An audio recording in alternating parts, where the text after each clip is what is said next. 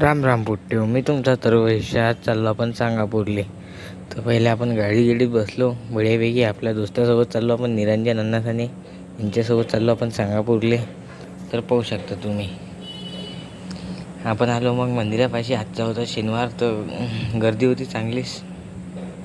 तर मग काय, आपण कुठेही गेलो तर आपलं कामच आहे ते व्हिडिओ काढून घेतले. मग 2-4 व्हिडिओ बढियापैकी. तर मग काय, अंदर चाललो मंदिरात.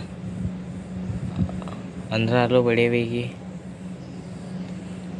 अंदर आलो, इथं दर्शन वगैरे करून घेतलं मस्त. पाहू शकता तुम्ही, 1 नंबर मूर्ती आहे इथची.